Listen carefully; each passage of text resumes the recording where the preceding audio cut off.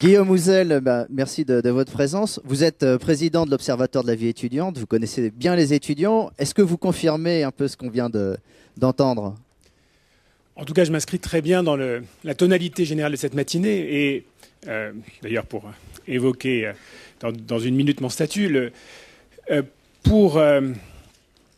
finalement, pour caractériser le caractère utile et innovant de la Manu, sont apposés des éléments de diagnostic. Et après ce qui vient d'être dit sur la démographie et ses limites, sur la situation de l'emploi, sur la nécessité d'entreprendre, je vais redire deux mots simplement sur l'état de l'université.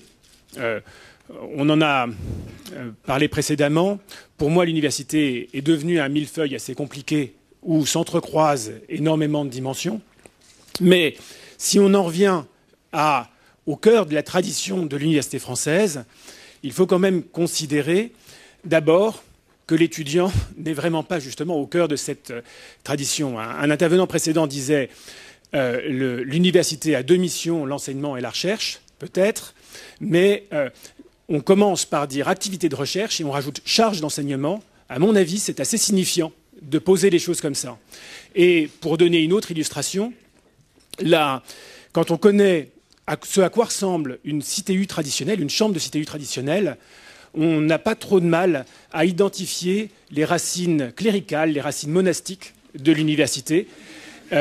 Or, non seulement il y a du pittoresque, disons, dans ces remarques, mais d'un point de vue pratique, ça pose énormément de problèmes, puisqu'évidemment, la réussite des étudiants, leur épanouissement, ne peut dépendre de la qualité de ce qu'on leur propose spirituellement, mais doit s'asseoir sur la construction, justement, l'accompagnement de l'épanouissement individuel dans toutes ses dimensions, jusqu'au plus prosaïque. Et donc, je ne suis plus, depuis juste quelques jours, quelques semaines, président de l'Observatoire de la vie étudiante, non seulement parce qu'au bout de 7 ans, il était temps de passer la main à des nouvelles générations, mais aussi j'en ai profité pour dire à Madame la ministre que son énergie, son talent de communicante politique pouvait être mieux mis à profit, sans doute, pour développer davantage, justement, cette évolution en cours, mais très inaboutie, de l'université, dans sa prise en compte de la globalité de l'être étudiant et des besoins d'accompagnement, justement, vers son épanouissement. Deuxième mot sur l'université et l'insertion professionnelle. C'est pas vrai que l'université, traditionnellement, forme aux humanités. L'université, c'est centralement une école professionnelle pour enseignants, pour chercheurs d'abord, mais derrière pour enseignement. Pour ceux qui sont curieux, je vous invite à lire Christine Musselin, qui l'a excellemment montré. Alors évidemment, depuis une quinzaine d'années, beaucoup de choses ont changé. Évidemment, la récente loi offre des instruments, des points d'appui supplémentaires. Mais par exemple, quand j'en ai parlé à Valérie Pécresse, elle était tout à fait intéressée par les projets professionnels personnalisés qui ont 2-3 expressions. Bon, ça fait 20-25 ans que ces aventures sont parties. Mais justement, on est à un millefeuille universitaire où s'additionnent les démarches qui se superposent, et il est assez utile de savoir quand même d'où vient l'université, de cette tradition d'école professionnelle des enseignants, qu'elle n'a pas tout à fait dépassée, qu'elle est en train de dépasser, mais sans doute a-t-elle besoin, et j'en termine sur le caractère innovant au-delà d'utile de la Manu, elle a besoin d'alliés justement pour se transformer.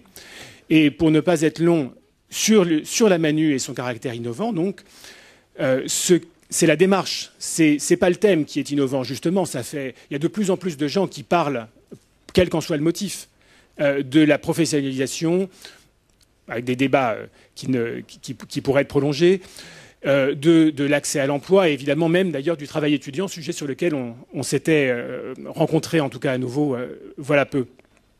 Ce qui est à mon avis le plus innovant, c'est donc pas le thème à travailler sur l'insertion professionnelle, c'est la manière de le faire, c'est cette façon de vouloir concilier d'un côté opération, expérimentation, décloisonnement, avec l'exigence d'une agence professionnelle. Le côté mouvement d'opinion, qui m'apparaît nécessaire, parce que quand il y a des évolutions culturelles dans la société, il faut que ça s'incarne dans des mouvements d'opinion, qu'il y ait des cristallisations politiques qui portent des nouvelles demandes sociales et de nouvelles expressions sociales. Et puis une troisième dimension qui est également indispensable, qui est simplement d'offrir à chaque étudiant, ou en tout cas au plus grand nombre d'entre eux, dans les sites où la Manu interviendra, les ressorts, les ressources de se saisir soi-même à la fois du thème dans sa globalité et de son devenir personnel dans notre état assez encore centralisé, hiérarchisé, justement rétif à la différence et rétif aux individus. Je crois que cette conciliation de ces trois dimensions d'expérimentation opérationnelle, de mouvement d'idées et de mouvement d'opinion, et de ce que les Américains appellent l'empowerment, puisqu'on parle beaucoup d'outre-Atlantique ces temps-ci, je crois que cette